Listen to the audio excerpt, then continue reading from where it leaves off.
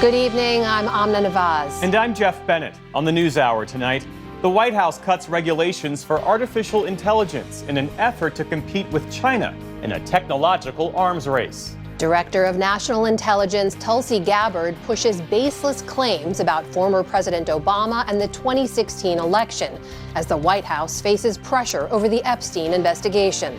And national parks across the country struggle under drastic funding and staffing cuts. Our national parks are really the place that preserves our history.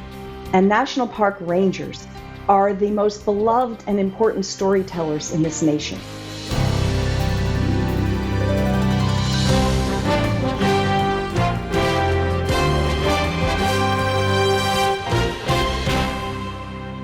Major funding for the PBS NewsHour has been provided by... In 1995, two friends set out to make wireless coverage accessible to all. With no long-term contracts, nationwide coverage, and 100% U.S.-based customer support. Consumer Cellular. Freedom calls.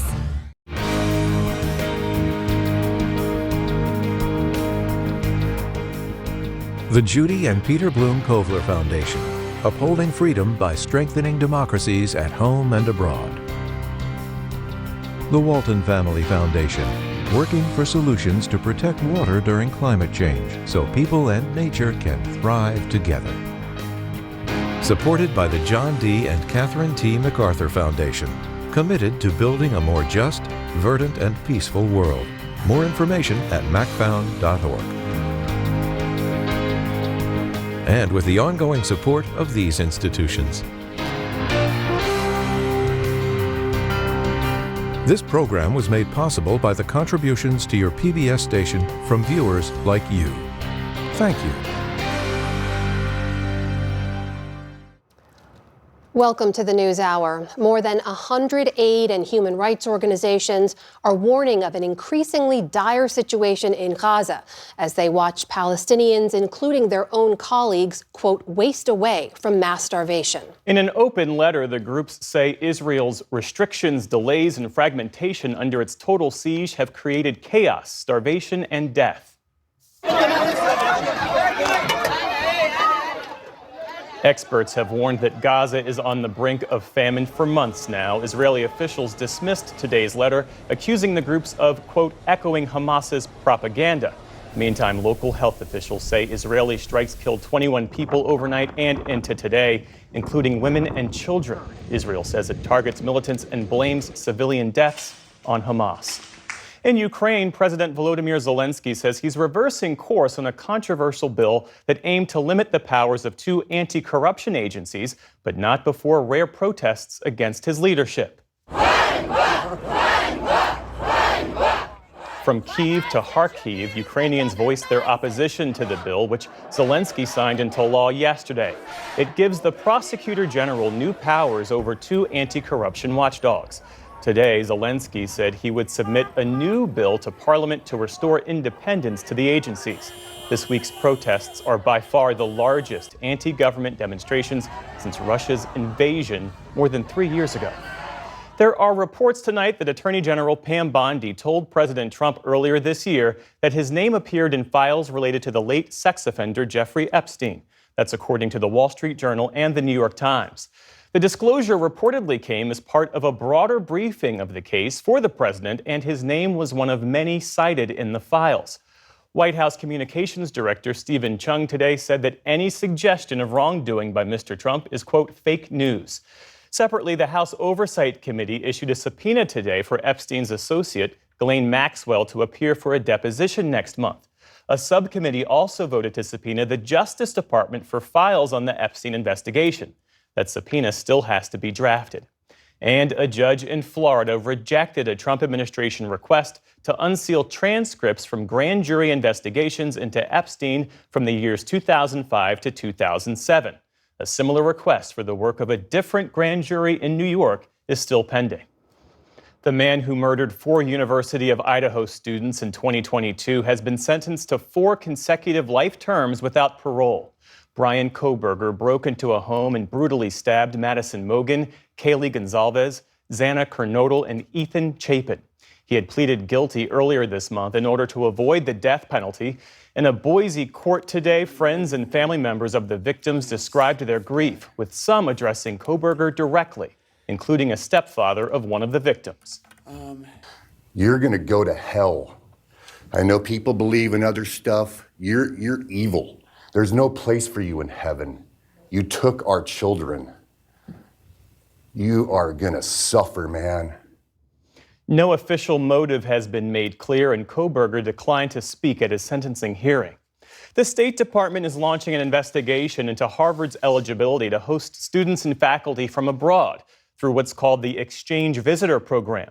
In a statement, Secretary of State Marco Rubio didn't give a reason for the probe, but said his agency would review whether Harvard is acting, quote, in a manner that does not undermine the foreign policy objectives or compromise the national security interests of the United States.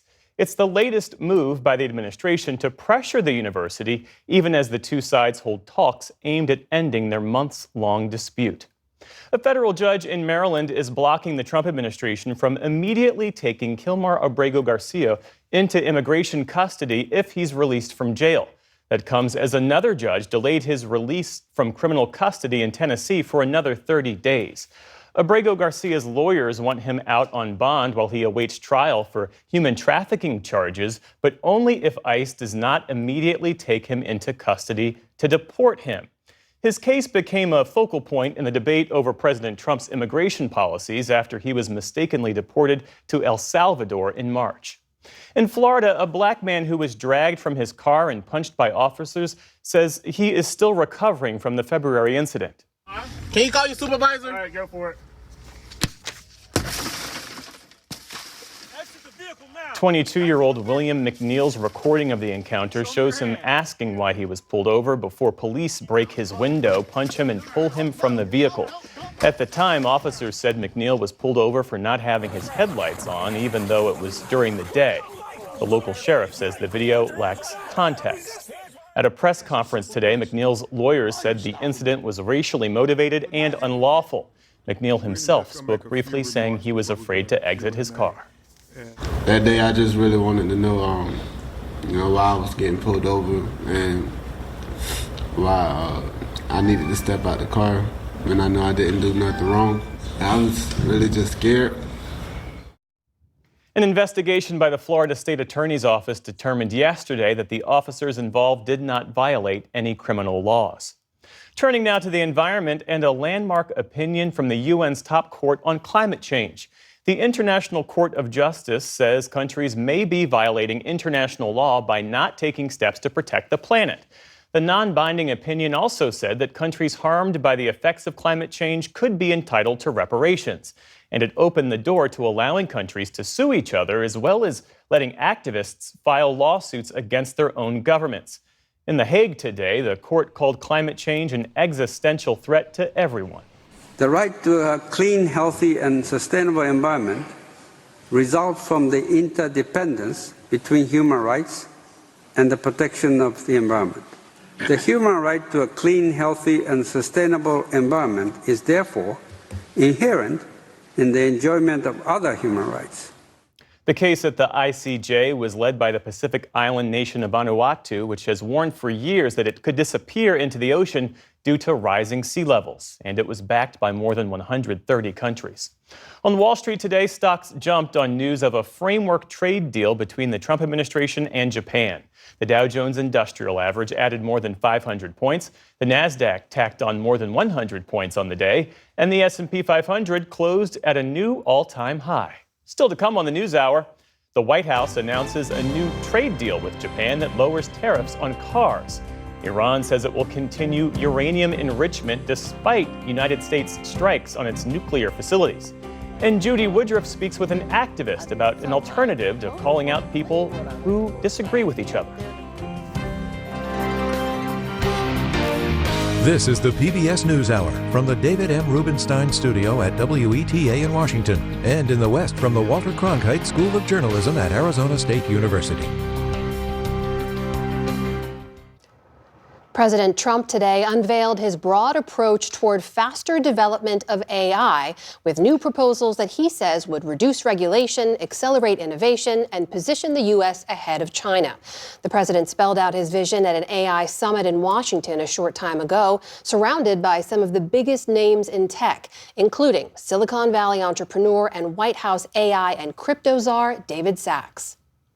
Whether we like it or not, we're suddenly engaged in a fast-paced competition to build and define this groundbreaking technology that will determine so much about the future of civilization itself. America is the country that started the AI race, and as President of the United States, I'm here today to declare that America is going to win it.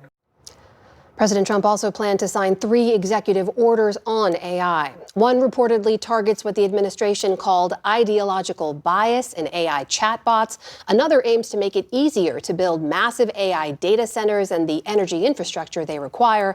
And a third encourages the export of American AI tech to foreign countries. To help us understand the implications and questions around this approach, we're joined by Will Oremus. He is tech reporter at The Washington Post. Well, thanks for joining us. You were watching the president's speech just moments ago. Before we dig into the details, just big picture here, what is the vision of AI that President Trump is laying out, and how different is it to the approach we saw from President Biden? It's a complete 180. So under President Biden, there was an effort to balance the potential of AI to benefit society with what we're seeing as the potential grave risks of this technology that might overturn many areas of human endeavor in disruptive ways.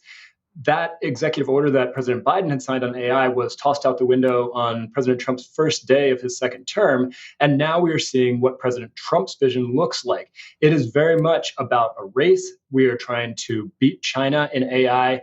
He envisions a future where American firms and their technology become the global standard for AI around the world. And this plan is designed to speed that.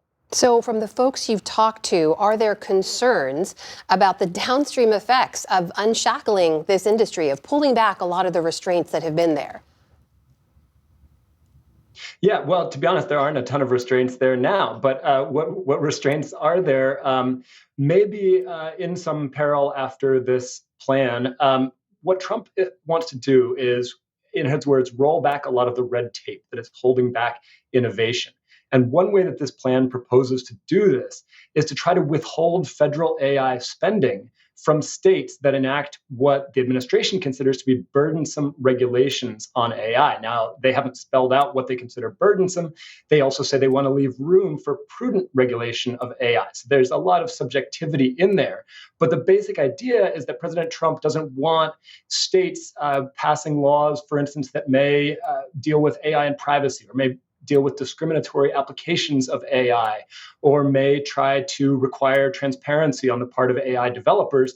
He would prefer to see one federal standard that all the companies have to abide by. But of course, that would likely require Congress agreeing to pass a law, which is always difficult these days. And we're expecting those executive orders as well, one to boost AI infrastructure, another to increase the amount, as you mentioned, of U.S. AI technology that's exported. And as you note, the White House is arguing all of this is to get rid of regulations that they say hinder innovation. There's also this executive order expected on removing woke AI bias. Tell us a little bit about that, how the White House views it, and whether that's seen as something that has hindered innovation. Yeah, until a year or two ago, when you talked about AI bias, you were usually talking about the tendency of AI tools like ChatGPT or DALL-E or Google's Gemini to generate images or text that reinforce harmful stereotypes. And that's because these models are trained on writing from across the internet. So they imbibe misogyny, they imbibe racism, they imbibe all sorts of unsavory material, and they spit that back out. More recently, the efforts by some of the tech companies to counteract those inherent biases in the training data have led to episodes that have been seen on the right as evidence of the tech companies trying to impose a liberal bias on these tools. So one landmark example of this was in 2023, someone found that ChatGPT would compose a poem praising Joe Biden, but it would not compose a poem praising Donald Trump. In 2024, Google's Gemini image creator injected false diversity into historical images. So it showed, for instance, Black Vikings, which was historically inaccurate. Some folks on the right have seized on that as an evidence that there's this danger of woke AI that the tech companies are pushing. And so they're trying to dissuade them from doing that. Now, it turns out it's not so easy to counteract the biases of an AI tool in either direction. So how that will actually play out in terms of the tools that we all use is not yet clear. Well, I've got about 30 seconds left, but I have to ask you, overall, 2 years ago, you had the CEO of OpenAI, Sam Altman, testify before Congress, effectively saying this needs more regulation. There seems to be a complete 180 on that among all the CEOs and policymakers in Silicon Valley. Why the change? Yeah, under the Biden administration, their message was, we're developing this amazing technology, but it could also be really dangerous and it needs to be regulated. Under Trump, almost from day one, the message has been, we're developing this amazing technology, forget about the dangers, it's going to be great, let's go full steam ahead and give us a bunch of money to help do it. And that's exactly what this plan sets out to do. Will Oremus, tech reporter for The Washington Post, thank you for joining us. Appreciate your time. Thanks for having me.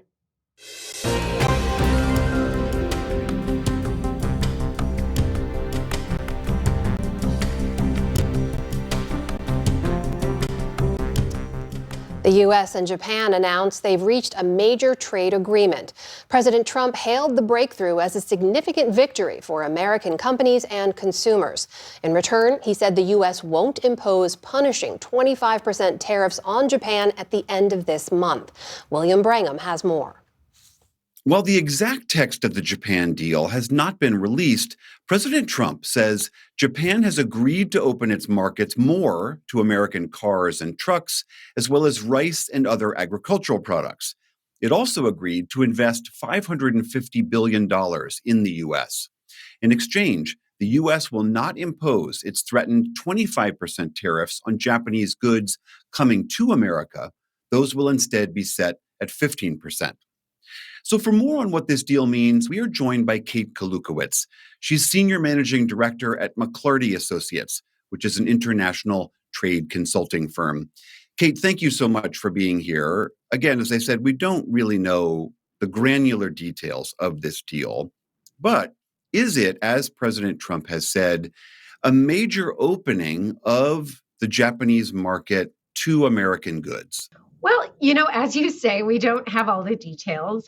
It does represent, if we take the president as his word, it represents some significant market wins that he's been seeking, notably on U.S. agriculture, which the Japan market has notoriously been closed to U.S. goods, as well as some important commercial purchases, such as airplanes.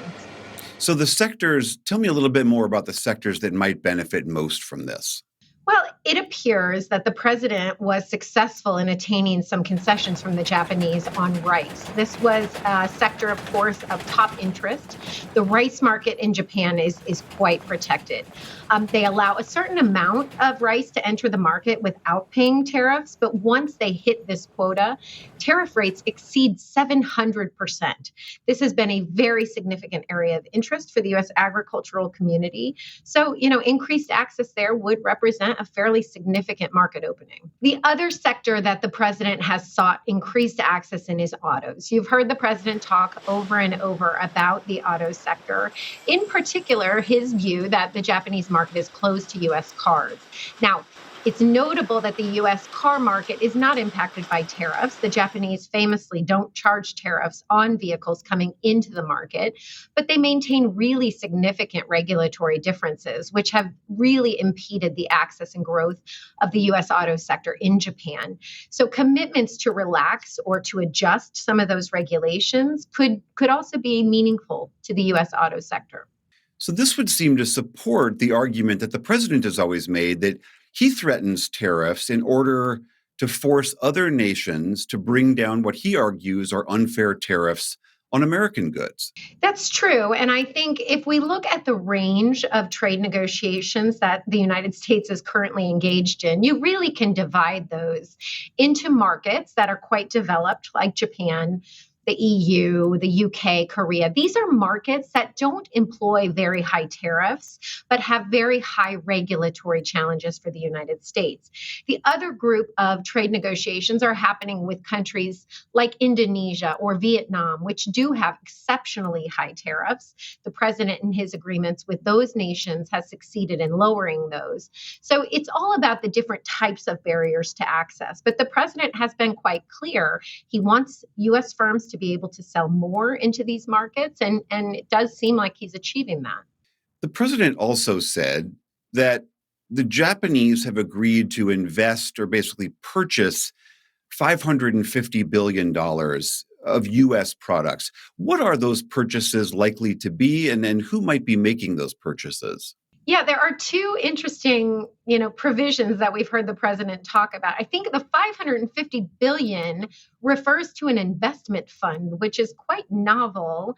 And I think we don't have all the details there. Secretary Lutnick, the Secretary of Commerce for the United States, has come out today saying this will be essentially a finance fund, a loan from the Japanese government to finance investments in the United States. I'll look forward to getting more detail on that. The other part of this are these purchases that you referenced, and these are purchases of Boeing planes, of weapons.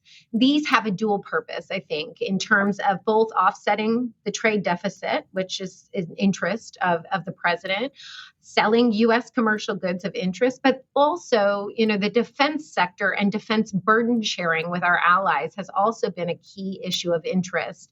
And so this likely satisfies the president's interest in Japan committing more to its defense. On the automobiles part that you mentioned before, some American automakers have expressed displeasure about this deal. Do you help us understand what is their concern? Well, their concern is that the president, several months ago imposed a different set of tariffs on autos and auto parts. These are tariffs that are related to national security. They are intended to promote reshoring of manufacturing in the United States auto sector. Those tariff rates were set at a global level at 25%. So U.S. auto manufacturers are concerned that as part of this negotiation, Japanese competitors will have preferential access to the United States at a 15% tariff rate. So I assume what they're concerned about is that, if we award preferential access to foreign automakers, we will erode the protections that the president sought to create for the U.S. manufacturers under these other tariffs. All right, that is Kate Kalukowicz of McLarty Associates. Thank you so much for your help getting us through all of this. My pleasure. Thank you for having me.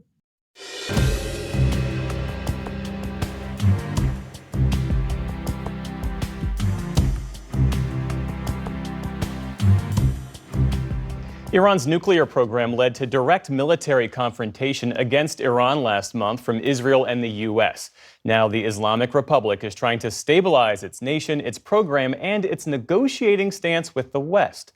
Our Nick Schifrin was among a group of reporters who sat down in New York this morning with Iran's top nuclear negotiator, and he's here with us now. So, Nick, what did he have to say? The bottom line is that Iran is maintaining its insistence on enriching uranium domestically, and that is the core of what the president and his administration is trying to prevent. The briefing this morning in New York, as you said, Jeff, was from Kazem Garib Abadi, one of Iran's deputy foreign ministers. He laid out a hard line, as expected, perhaps, before Iran and Europe meet next at the end of this week for the first time since the war.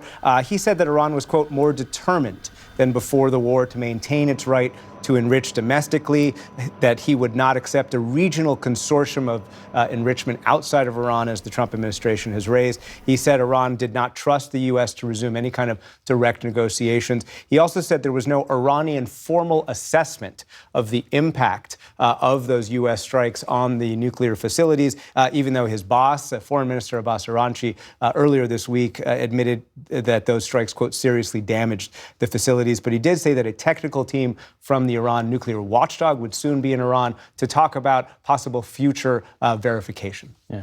And Nick, stay with us as we shift our focus to the White House now, where Director of National Intelligence Tulsi Gabbard ramped up efforts to sow doubt about the investigation that found that Russia interfered in the 2016 election. Today, Gabbard briefed reporters on what she called the most egregious weaponization of intelligence in American history. Committee chairman, Rick Crawford. They manufactured findings from shoddy sources. They suppressed evidence and credible intelligence that disproved their false claims. They disobeyed traditional tradecraft intelligence community standards and withheld the truth from the American people. So, manufactured findings from shoddy intelligence, what is she talking about? Tulsi Gabbard today released a previously classified House intelligence report that questioned the intelligence community assessment about 2016 that Vladimir Putin preferred Donald Trump over Hillary Clinton. The report was written by Republican staff in 2017 and amended in 2020 and concludes, quote, the judgment that Putin developed a clear preference for candidate Trump and aspired to help his chances of victory did not adhere to intelligence community standards because it came from information that was, quote, unclear, of uncertain origin, potentially biased or implausible. That echoes a document released by CIA Director John Ratcliffe last month, you see it right there, that accused former CIA Director John Brennan of coming to the conclusion that Putin preferred Trump with a, quote, highly compressed production timeline, stringent compartmentalization, and excessive involvement of agency heads, all of which led to departures from standard practices. Jeff, I've talked to former intelligence officials who worked on all of these reports, and they stand by the conclusion that Putin preferred Trump. But they do acknowledge that that specific conclusion was from a single source, and there was a debate inside the intelligence community about the level of confidence about that conclusion. I also talked to Democrats on the House intelligence community today, and they say that that report from Republican staff was, quote, politicized, and that the fundamental facts are not in dispute, that the Russians interfered in 2016 and displayed a clear preference for Donald Trump. But Republicans, Gabbard today, John Ratcliffe, Director of CIA in the past, have said that the source for that specific conclusion about Putin for Trump was unreliable, was biased, and they're using that specific point to question what President Trump, of course, calls the entire Russian hoax. Well, zoom out for us, because President Trump won the presidency twice. There's a question as to why he's relitigating this now, but is there a question as to what the Russians actually did back in 2016? Let's go through a few of the reports that the U.S. government has produced over the years into what exactly the Russians did in 2016. The first, of course, is the Robert Mueller report. That's a 2-year-long investigation. He concluded of a Russian campaign of disinformation and hacking and leaking and concluded, quote, the Russian government perceived it would benefit from a Trump presidency and worked to secure that outcome, unquote. A bipartisan Senate Intelligence Committee report co-led by then Committee Vice Chair Marco Rubio, of course, now Secretary of State and National Security Advisor, also released that report, and they concluded, quote, the committee did not discover any significant analytic tradecraft issues in the preparation or final presentation of the intelligence community assessment. In addition to those two reports, Jeff, Special Counsel John Durham, appointed, of course, during the first Trump administration, found no evidence to undermine the intelligence community assessment. And the Department of Justice Inspector General Michael Horowitz concluded there was no political bias or improper motivation in that specific early 2017 intelligence community document. Gabbard, by the way, also recently tried to argue that there was no Russian influence because there was no Russian meddling in the actual vote totals, which, of course, has never been the intelligence community assessment at all. Right. And taking all these reports together, Mark Warner, the vice chair of the Senate Intelligence Committee, today accused Gabbard of releasing a partisan report to please President Trump. And the report today risks some of the most sensitive sources and methods of our intelligence community. So what then is the administration proposing to do about any of this? Well, Gabbard specifically said that she had referred President Obama personally to the Department of Justice for any kind of criminal investigation. And yesterday, when asked actually about Jeffrey Epstein, President Trump said this. It's sort of a witch hunt just a continuation of the witch hunt. The witch hunt that you should be talking about is they caught President Obama absolutely cold after what they did to me. And whether it's right or wrong, it's time to go after people. Obama's been caught directly. So people say, oh, you know, a group. It's not a group. It's Obama. And what they did in 2016 and in 2020 is very criminal. It's criminal at the highest level. So that's really the things you should be talking about. Yesterday, President Obama's spokesman, Jeff, said, quote, nothing undercuts the conclusion Russia worked to influence the 2016 presidential election. Nick Schifrin, our thanks to you as always. Thank you. Well, President Trump is marking his 6th month in office this week, touting his policy agenda and transformation of the federal government. But he faces a public skeptical of his biggest accomplishments and a growing focus on his relationship with Jeffrey Epstein. For more, I'm joined now by two of our regular contributors. That's Democratic strategist Faz Shakir and Republican strategist Kevin Madden. So great to have you both together here at the table again. Kevin, let's start with this Epstein issue. Obviously, this is not leaving the president anytime soon. You saw the headlines today. You now have Republicans on the House Oversight Committee subpoenaing Ghislaine Maxwell to come be deposed, a subcommittee going after more files. On top of that, the reports that Attorney General Pam Bondi told Mr. Trump in May his name is among those in the Epstein files. Is it surprising you how sticky this issue is and how potentially damaging is it for you? It's not, but I will say, like a lot of Americans, I've actually made a real effort, a concerted effort, and strive to avoid reading about Jeffrey Epstein and try not to watch anything about it. And I simply cannot. It's the omnipresence of this story, whether it's mainstream media, conservative media, liberal media, you name it. It's just out there. And I think that omnipresence is what is creating the great distraction. I think even a lot of the president's critics would say that in the first 6 months, he's had a very clear agenda for what he wanted to do on everything like immigration, taxes, DOGE.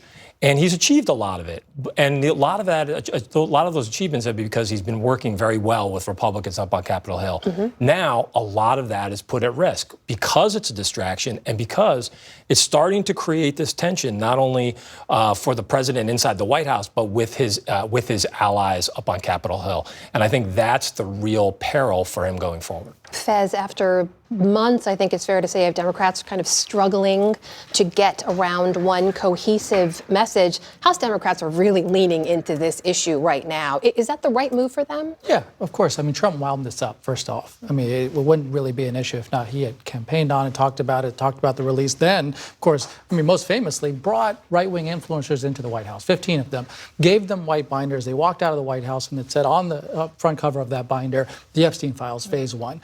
They were urging their allies to talk about this issue and winding them up. And now, of course, you know, many of those people feel like they've been played for suckers. And the reason why I think that it's sticking so much is that much of the American public is losing a sense of integrity in government officials. And some of that narrative, I think, that behooves Democrats at this point is, well, you did Medicaid cuts, you did tax cuts for the rich, you did some tariffs, you did, you know, all these things on DOGE, all these things you're doing. What's the narrative? What's the framework by which we should think about what you're doing? And Epstein provides it. A sense that when it's wealthy and well-connected people, we go to the mat to protect them.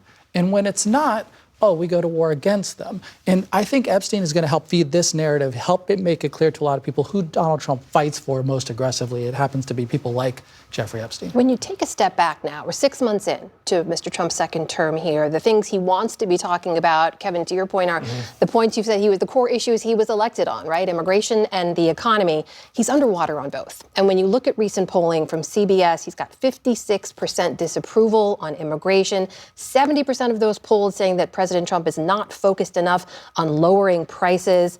This is where I remind you, after the election last year, you said President Trump and Republicans had a lot of political capital coming into office. Have they mishandled that? Well, look, I think the other thing I predicted back then was, given the political volatility of the environment right now, that no matter who's going to be elected president was going to be underwater and face a very partisan Congress. So I think that was kind of sort of baked into the cake. But look, in politics, one of the most valuable commodities you have is time.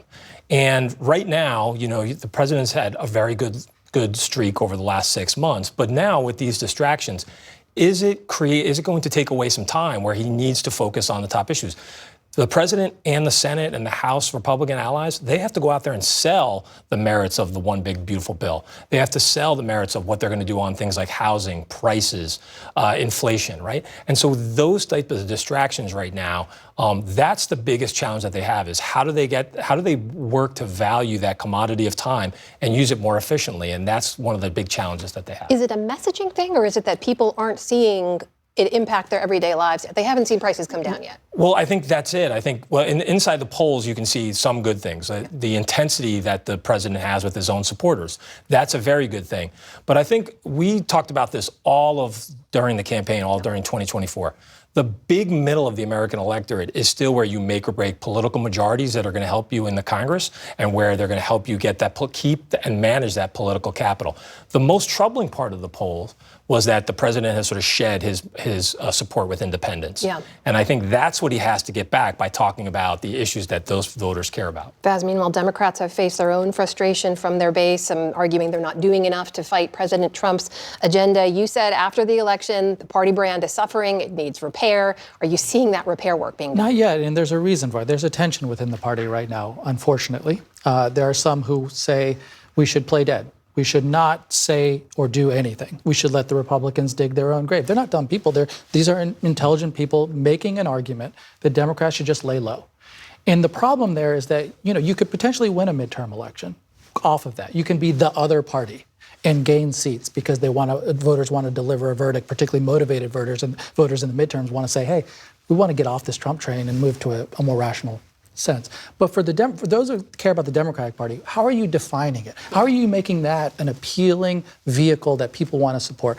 Right now, if I had to ask you on Outlook, what are the main things that Democratic majorities want to do if they were governing? You couldn't answer it. Not many people could answer it. At this same time in 2005, George W. Bush was president. Democrats said, we're going to come up with an agenda, 6 for 06. Here's 6 things we're going to do. One of them happened to be the minimum wage. Mm-hmm. They wanted to raise the minimum wage. That was the last time, Amna, that we raised the minimum wage, was when Democratic majorities came in, worked with President Bush. My point is, right now is the time for Democrats, if they want to repair the brand, be for something. Come up with an agenda. Say, this is what we will do if we're in office. You're saying going into the midterms, being the anti-Trump party isn't going to be enough. Not to repair a brand of definition. What is it that you stand for? That's what the Democratic Party needs to repair right now. Kevin, meanwhile, I've heard over and over this idea of a distraction for the Republicans, right? That they are not talking about the things that they want to be talking about. How do they change the narrative over the months ahead? Do exactly I think the counterpoint will be which one of these parties does a better job of talking to the voters that really matter the most in this election. Donald Trump and Republicans won because we have inherited and done a good job with working class voters now. They have migrated over to the Republican Party largely because of some culture issues, also because some of economic issues. It's those economic issues that are going to be the salvation for winning in November of this year. So how are you talking about bringing down prices, creating jobs, housing, childcare, healthcare, energy prices? That's going to be the core. Those are going to be the core issues that decide the midterms next year. Comes back to the economy again always, and again always, and again. Kevin Madden, Vaz Shakir, great to see you both. Thank you. Appreciate it.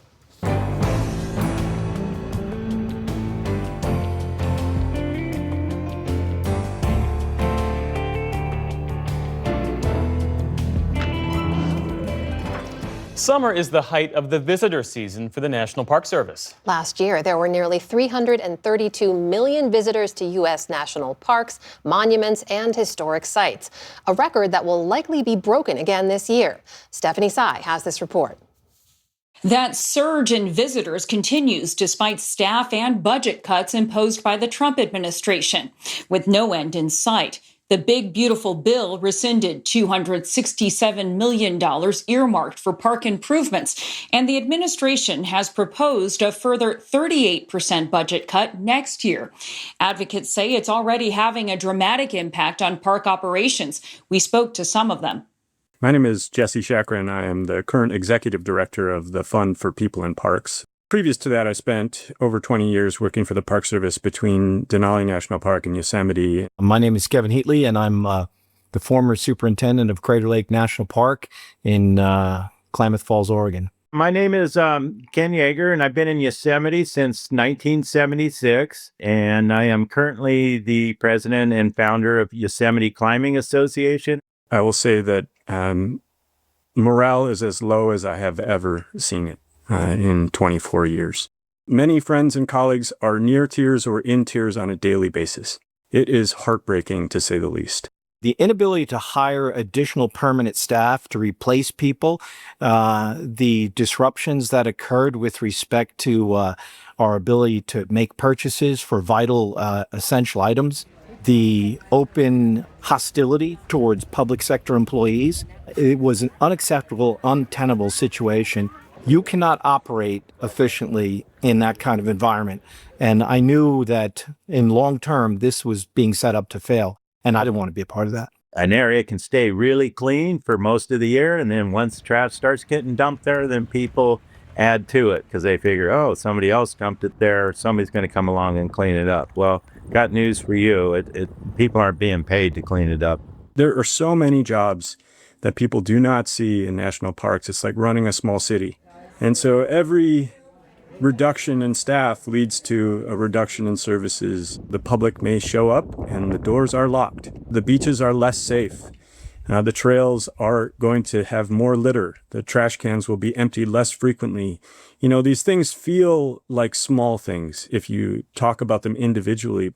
In aggregate is the fracturing of the foundation of the national park system that is entrusted with the democratic ideals of our country. These directives were not coming through the National Park Service. They were coming from DOJ or they were coming from the Office of Personnel Management, OPM. So they do not understand. They didn't take the initiative. They didn't take the time.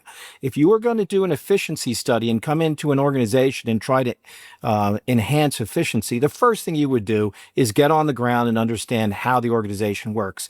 And they did not do that. I think the end game is to get rid of the Park Service. If you can make them so poorly organized and so poorly run that people don't, can see it and they want to get rid of the Park Service, it'll be that much easier for them to, hey, let's defund the Park Service and we'll just take a percentage of the concessionaire. I have a feeling they're going to put concessionaires in charge to run the whole operation. And that's like putting the wolf in the chicken coop. I hope that the American public will continue to care about and advocate for their national park system. It is truly a treasure of the world, and it is one of the beating hearts of our democracy.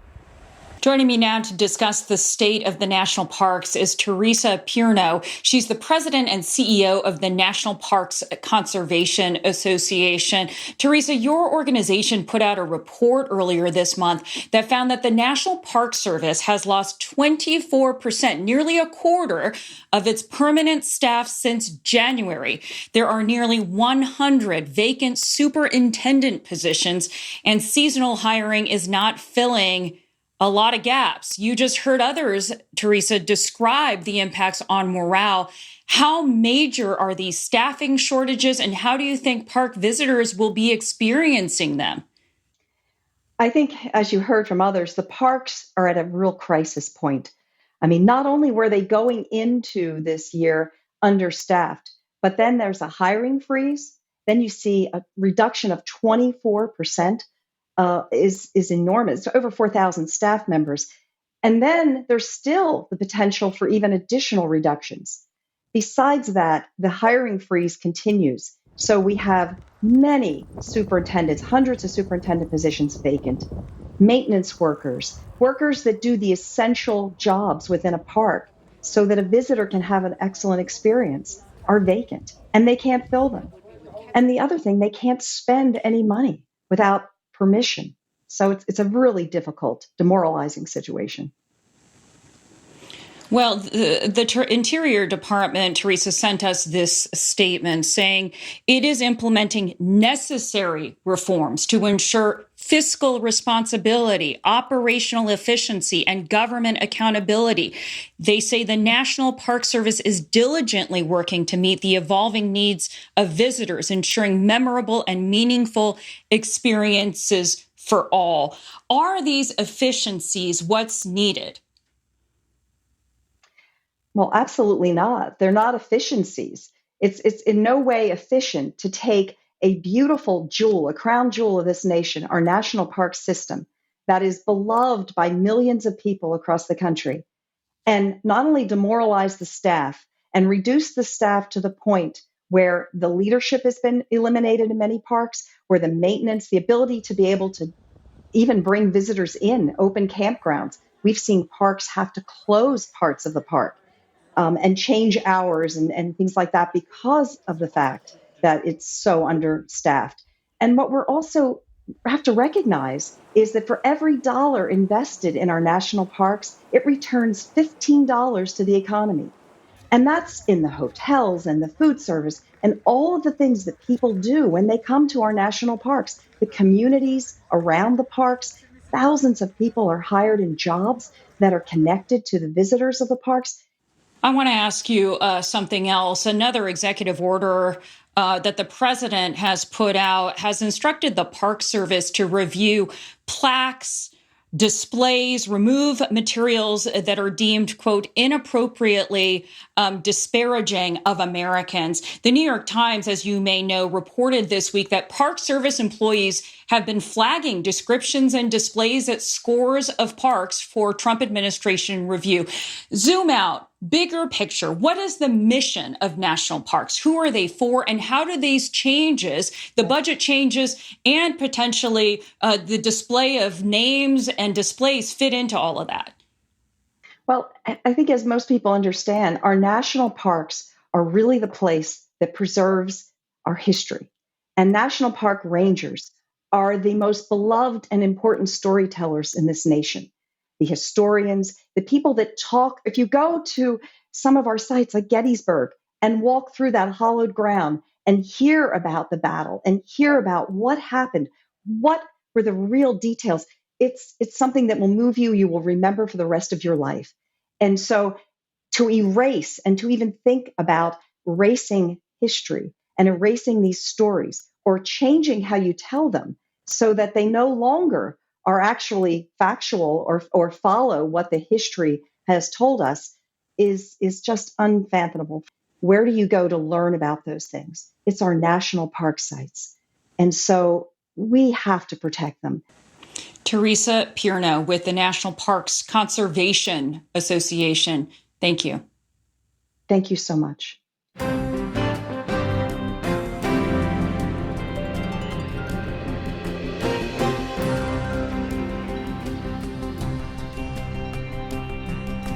As our national politics grow increasingly polarized, Judy Woodruff explores one approach to transforming divisive conversations into meaningful dialogue.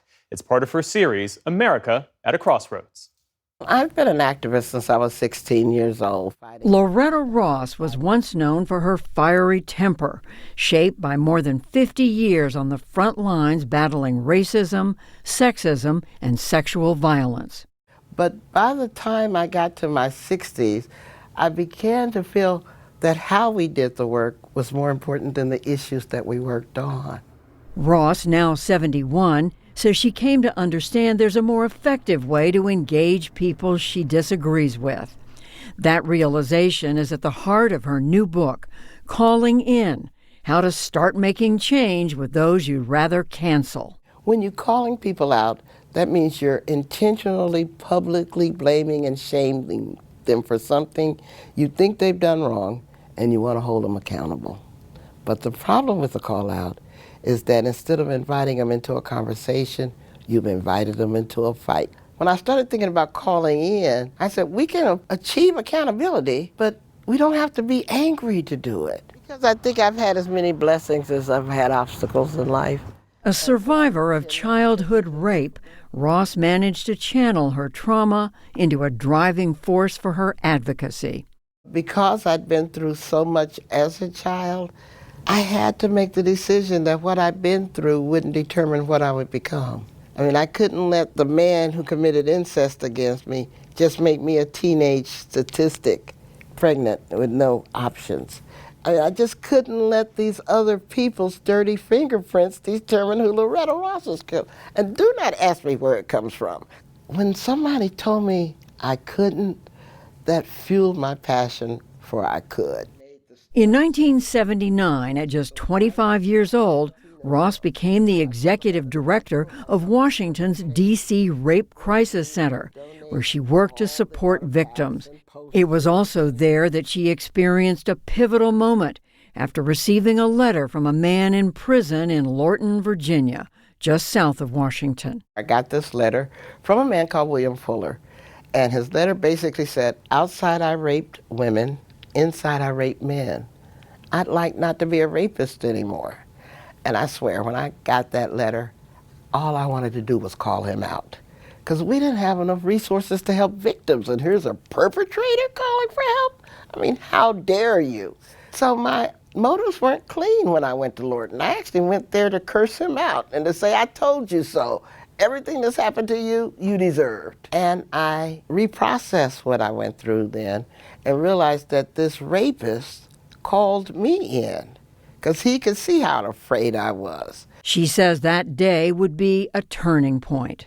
Because I was only expecting one, and there were 6 of them, with them telling the stories about what they'd been through. And once I started hearing what they'd been through, how they had entered Lorton as teenagers, become victims before they became violators. And that just changed everything I thought I knew about rapists. Now, I'm not trying to excuse the fact that they raped and murdered women, but I began to understand the patterns that they had been caught up in, as well as the patterns I had been caught up in.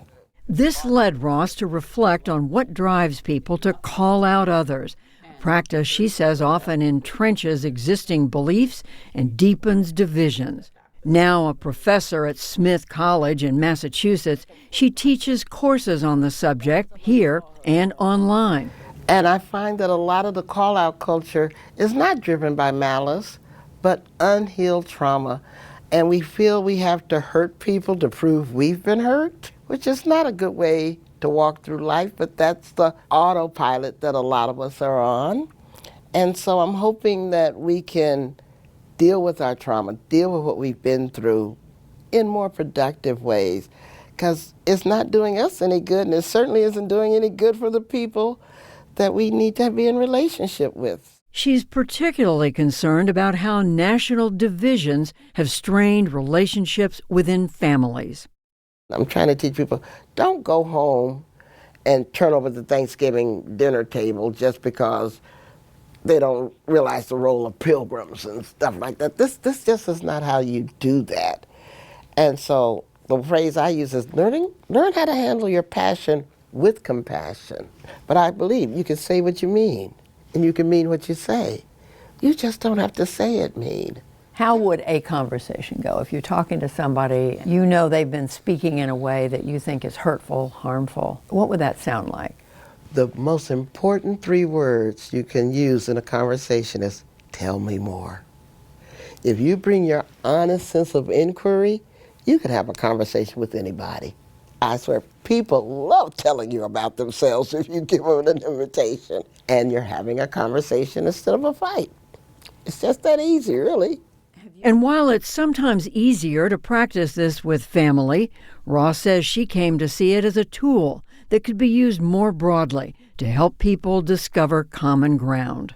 So before you wrote this book, the books you wrote have been about politics and about issues and policy. This is a different book. What made you think that this was something that you wanted to get out there?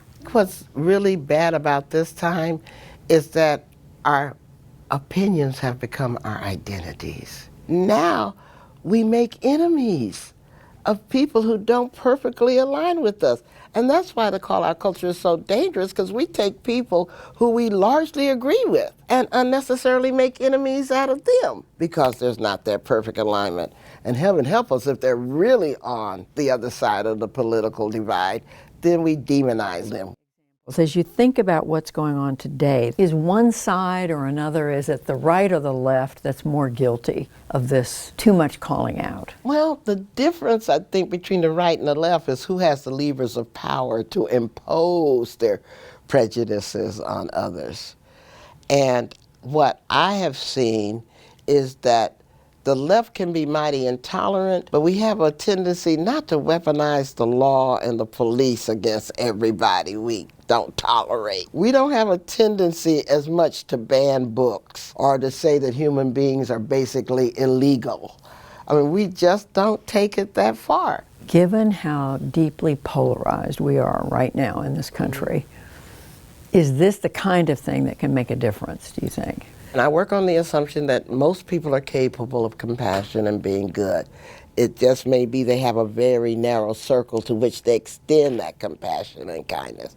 But I also believe that most people can be encouraged to widen that same circle. You know, because we do it for strangers in an earthquake. Can we do it with the neighbor who has the rainbow flag? We can actually have a sense of shared need and shared values, even though we have different solutions to the problem sometimes. For the PBS NewsHour, I'm Judy Woodruff in Northampton, Massachusetts.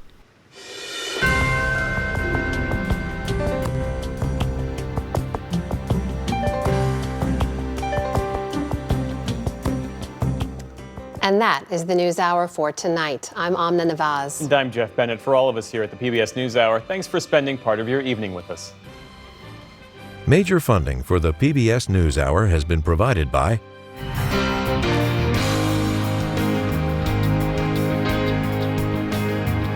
friends of the NewsHour, including Jim and Nancy Bildner, and the Robert and Virginia Schiller Foundation. The Ford Foundation, working with visionaries on the front lines of social change worldwide. Funding for America at a Crossroads was provided by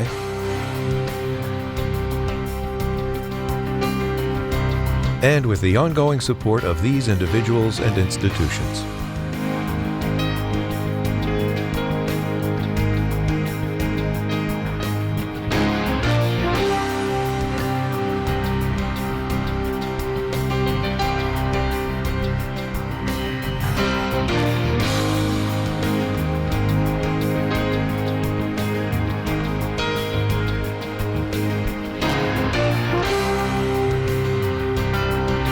This program was made possible by the contributions to your PBS station from viewers like you.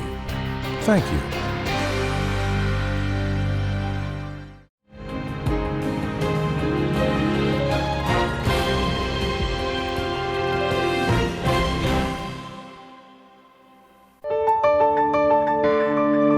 You're watching PBS.